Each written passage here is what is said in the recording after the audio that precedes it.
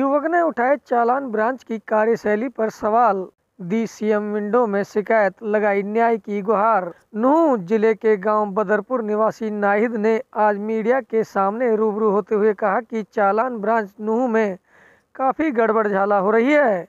युवक ने चालान ब्रांच पर आरोप लगाते हुए कहा कि चालान ब्रांच में कार्यरत कर्मचारी चालान में गड़बड़ी कर सरकार को लाखों का चूना लगा रहे हैं, जिससे सरकार को आर्थिक नुकसान हो रहा है।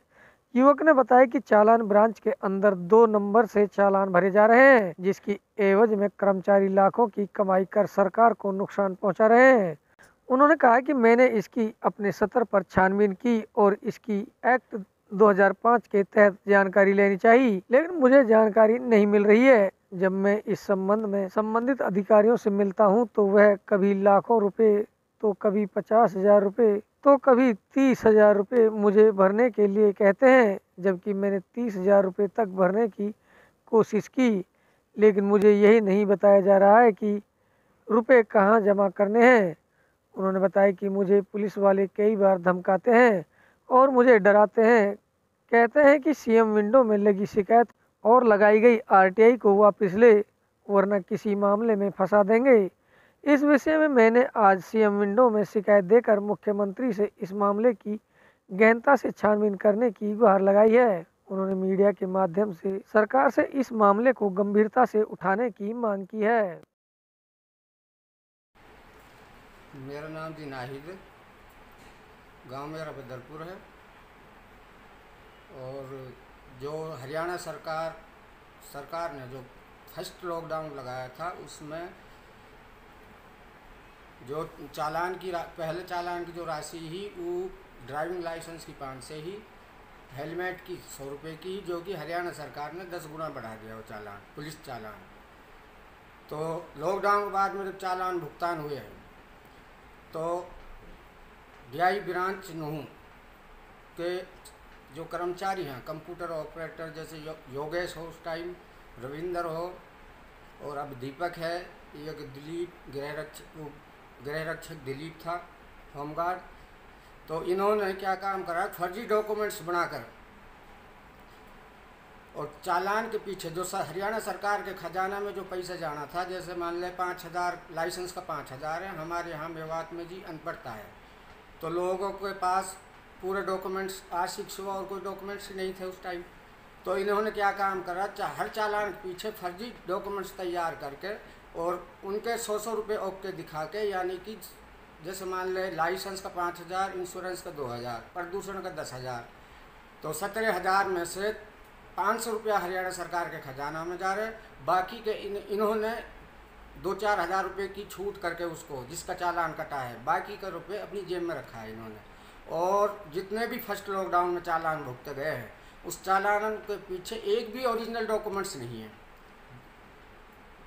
अगर ये अब इसके खिलाफ मैंने पहले जो आरटीआई लगाई, सीएम विंडो लगाई, वह दबा दी गई। उसके बाद में फिर आईजी गया, आईजी से मैंने 4/1/2021 में ऑर्डर कराए, उसको भी दाब लिया। उसके बाद में फिर सेंट्रल इंफॉर्मेशन दिल्ली लेटर डाला, वहाँ से उन्होंने हरियाणा स्टेट इंफॉर्मेशन के लिए लेटर डालने के लिए कहा, तो मैंने जी वहाँ भी डाला। फिर 2 तारीख को वीडियो कॉन्फ्रेंस के जरिए हरियाणा राज्य आयोग चंडीगढ़ से मेरी गवाही पड़ी। मैंने उनकी जो पर्सनल ईमेल आईडी है उस पर वीडियो और सारे डॉक्यूमेंट्स डाल दिए।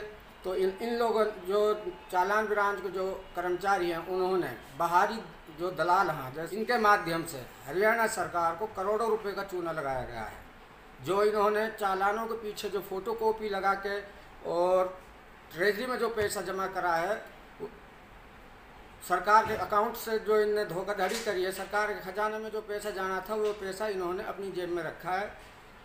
बाहरी दलालों के माध्यम से फर्जी डॉक्यूमेंट्स बनवाकर और उनको लगा देते हैं।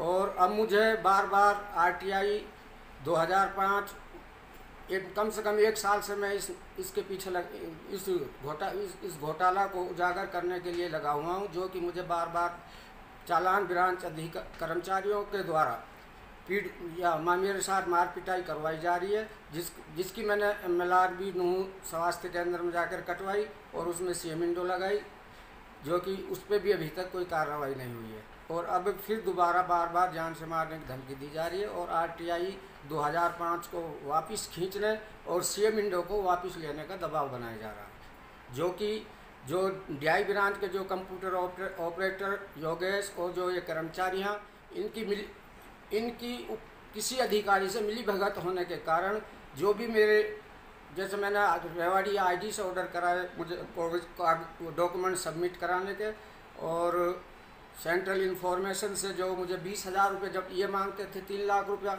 मेरे से, जो कि मेरे पास इनकी रिकॉर्डिंग है, बोलते थे कि आप 3 लाख रुपये जमा कर दो, जब आपको हम फोटोकॉपी देंगे।